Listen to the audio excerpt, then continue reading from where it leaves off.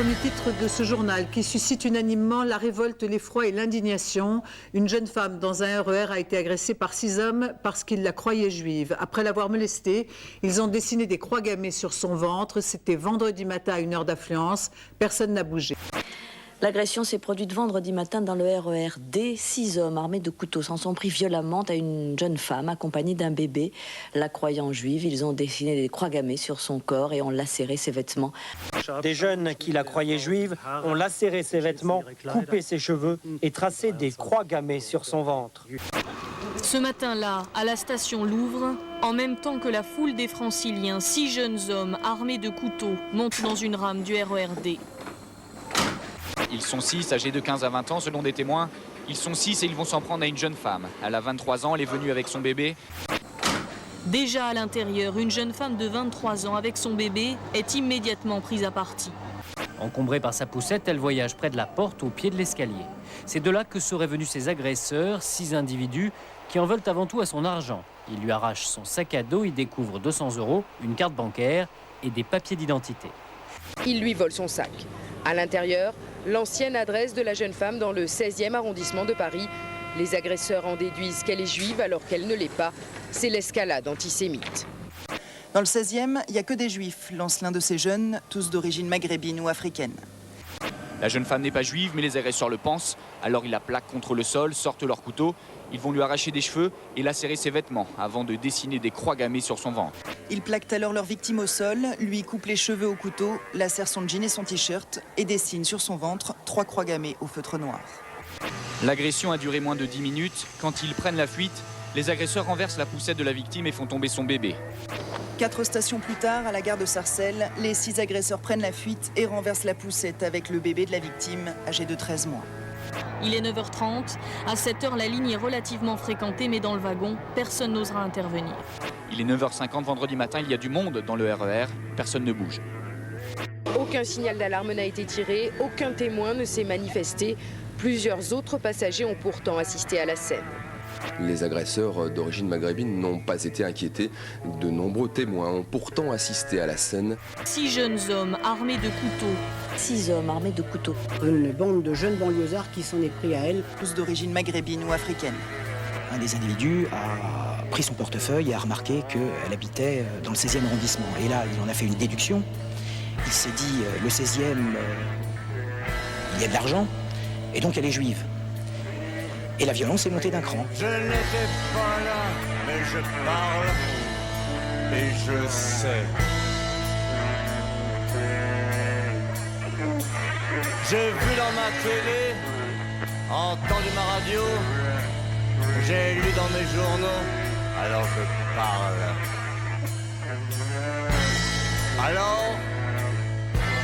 Alors je sais.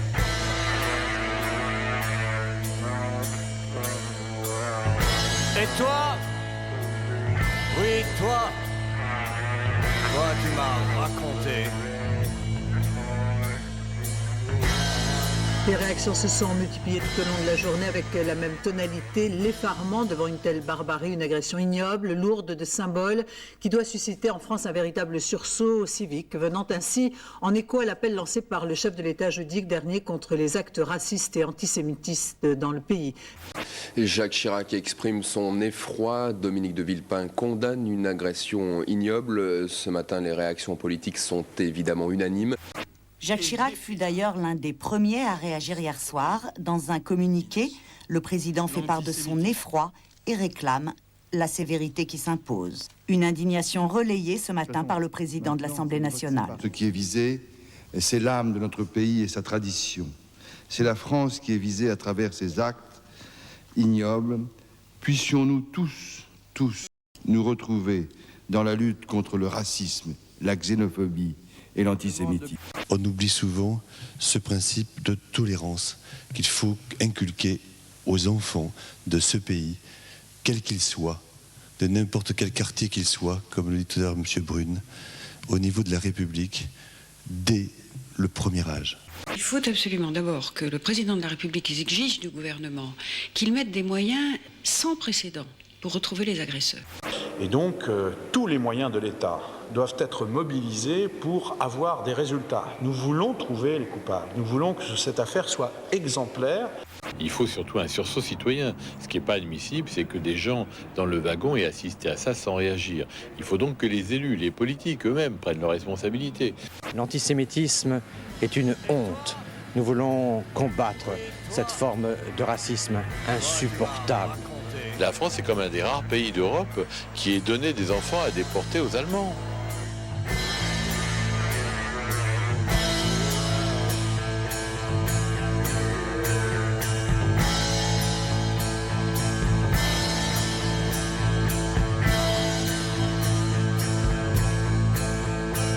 Tu n'étais pas là, mais tu parles.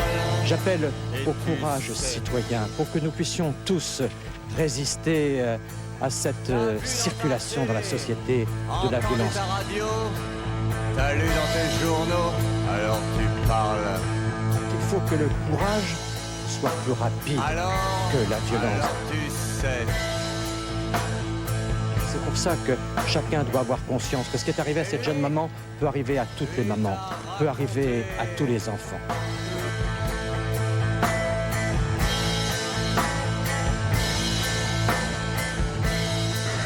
Indignation générale face à l'antisémitisme que cette affaire a une nouvelle fois révélé, mais aussi révolte contre cette violence quotidienne, quasi quotidienne, même en pleine journée, comme c'était le cas dans cette affaire dans le RER. Des bandes de voyous font régner leur loi, les voyageurs ne réagissent plus. Autre reportage de Thibaut Malandrin et James Sandré. La violence, les injures, les agressions, ces usagers de la ligne D du RER les côtoient souvent, presque tous les jours.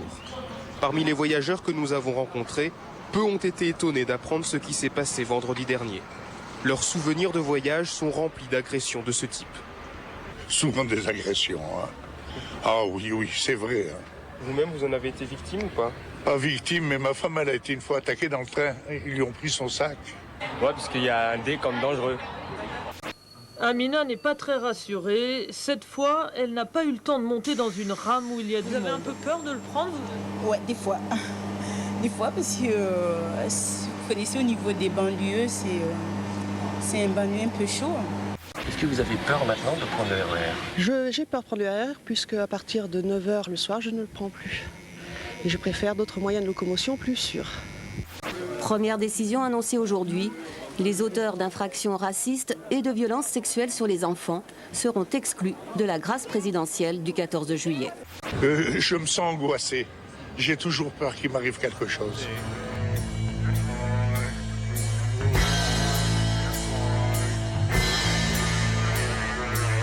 Que s'est-il exactement passé vendredi matin sur la ligne D du RER?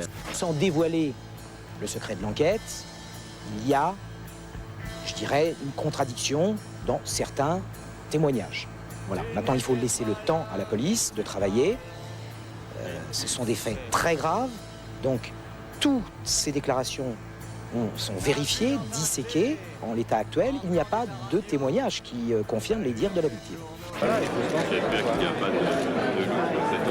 J'espère qu'il n'y a pas de loup sur cette affaire. C'était tout à l'heure. Le président de la région Île-de-France, Jean-Paul Huchon, exprimait ses doutes à Nicole Gage, élue régionale, mais surtout secrétaire d'État aux droits des victimes.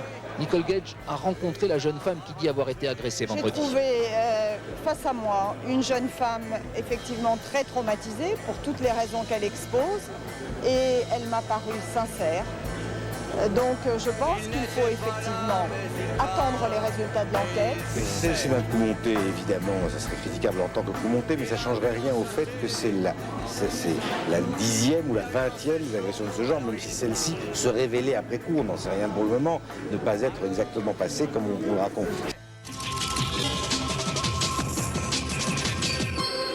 Bonsoir à tous, merci de votre attention. Voici les titres de l'actualité de ce mardi.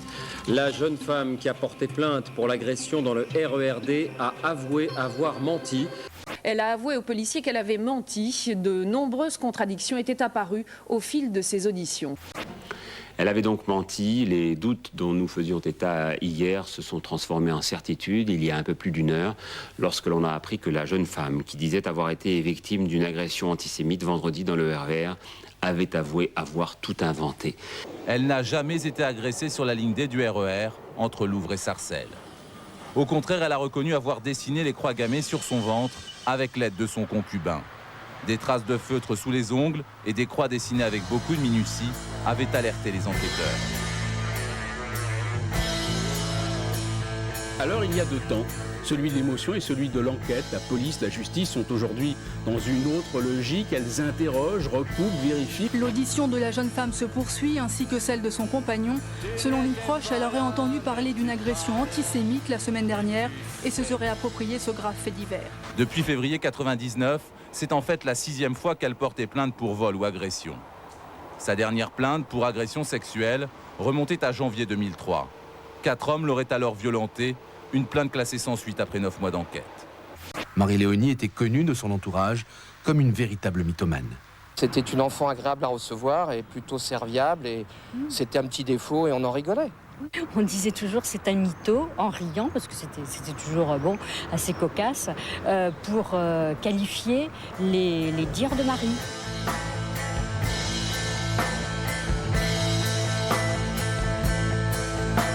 Il n'était pas là, mais il parle et il sait. D'abord, il est encore trop tôt pour parler d'emballement. Mais face à l'emballement médiatique et politique de l'affaire... On va voir dans un instant que l'emballement autour de cette affaire suscite toujours un très vif débat. Mais face à cet emballement médiatico-politique... Cette fois-ci, l'emballement politique a précédé l'emballement médiatique. L'emballement autour de cette affaire, l'emballement politique. Parler d'emballement et l'emballement médiatique. L'emballement politique, l'emballement général et social. Ils parlent parce qu'ils savent. Et ils parlent parce qu'ils savent. Ils parlent à la télé, ils parlent à la radio, ils parlent dans les journaux, ils parlent sur les réseaux. Parce qu'ils savent. La plus extrême prudence s'impose maintenant après l'empressement des politiques à dénoncer l'antisémitisme qui semblait se dégager de cette affaire. Alors il y a ceux qui assument et ceux qui se défaussent. Les politiques montent au créneau lorsque les médias montent au créneau. Épilogue de ces 3 jours de déclaration à tout va, ce soir le Premier ministre rappelle ce que pensent après coup sans doute beaucoup d'hommes politiques. S'il faut rester vigilant sur l'antisémitisme, il faut également rester prudent quant aux réactions à l'information. Et vous regrettez de vous être précipité pour dénoncer une agression antisémite qui n'en était finalement pas une? C'est une affaire regrettable à tous égards. Mais je ne regrette pas. Jacques Chirac a assuré qu'il ne regrettait pas d'avoir condamné si rapidement cette agression qui s'est finalement révélée avoir été inventée par la prétendue victime. C'était dès le samedi soir, alors que nous n'en avions pas encore parlé dans notre journal télévisé.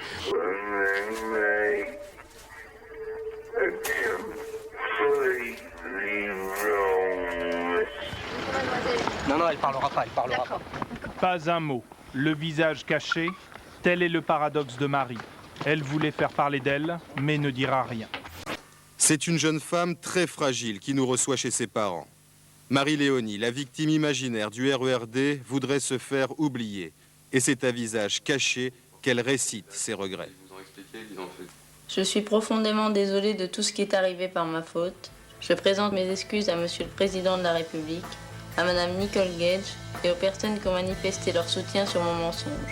Je regrette cet acte et je demande pardon à tous ceux que j'ai trompés et blessés. Je regrette cet acte et je demande pardon à tous ceux que j'ai trompés et blessés. C'est une jeune fille maigre et fragile qui s'est présentée devant le tribunal. Elle a pourtant mobilisé pendant 6 jours 85 policiers et entraîné l'audition de 1200 personnes. La jeune femme n'est pas folle au sens judiciaire du terme, mais elle connaît depuis l'adolescence de sérieux troubles psychologiques qui se manifestent par une tendance à la fabulation.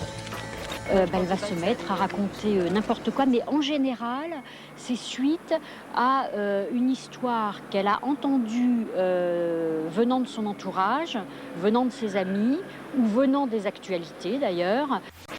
Cette fois, il semblerait que ce soit une agression antisémite survenue 2 jours plus tôt qui l'ait inspiré.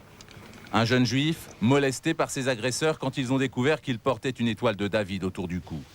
Un épisode qui l'a conduit durant 4 jours à mentir au service de police.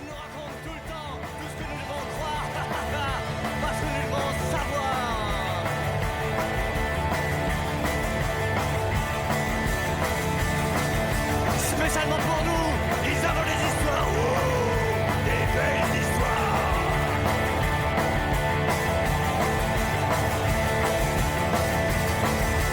Et ils appellent, et les appellent, et les appellent, et les appellent.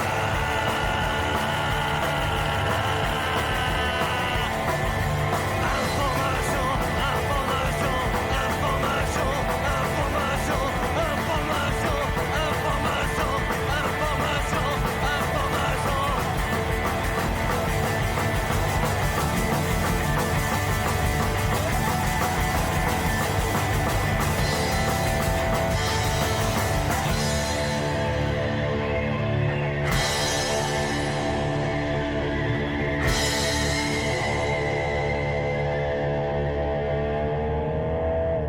Oui, en tout cas, la plus extrême prudence s'impose maintenant, après l'empressement des politiques à dénoncer l'antisémitisme qui semblait se dégager de cette affaire, qui en tout cas a révélé, d'après tous les témoignages qu'on a vus ensuite, la réalité des bandes de voyous qui font régner la terreur dans les trains. Ça, c'est vrai.